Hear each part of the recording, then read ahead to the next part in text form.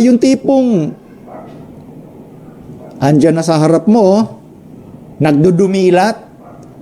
Pero ikaw, conspiracy theory lang yan. Pakinggan nyo uli ang sinasabi dito sa World Economic Forum regarding sa mga nakaraan nating tinalakay.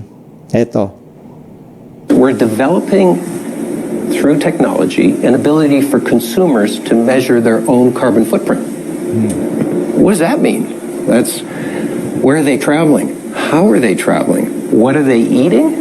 What are they consuming on the platform? Yan. Yan. We're developing. Ay, yun yung tinutukoy niya, tinalakay na natin yung microchip nga implant. At yan may kinalaman sa carbon tracking.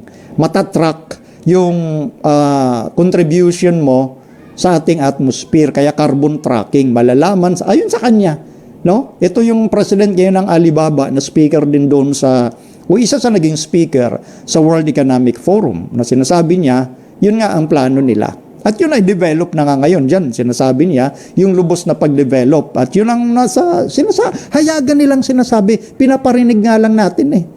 Hindi tayo nagsasabi, sila, nagagamitin nila yon para matrack lahat, no?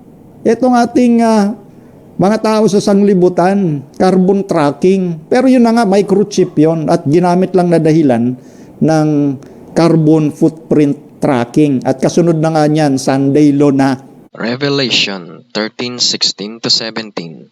Ang lahat ng tao, maliliit man o malalaki, mayayaman man o mahihirap, ay pinagbigyan ng tanda sa kanilang kamay o noo upang hindi makabili o makapagbili ang sinuman, kundi siya lang na mayroong tanda.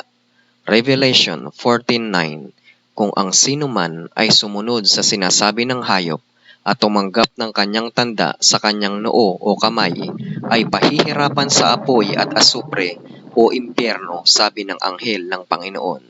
Vaccine passport in your hands, literally. This rice-sized chip with COVID data can be implanted into body technology. Close Sundays to allow employees time for family and worship. Close of probation o pagsasara ng awa ng Diyos sa lahat ng taong nagkakasala. Last Day Events, page 227.3. Makikita ang imahe ng pagpapatupad sa buong mundo ng batas sa pangingilin ng araw ng linggo o pagpapatigil ng mga trabaho tuwing araw ng linggo bilang batas bago ang pagsasara ng awa ng Diyos sa lahat ng taong nagkakasala.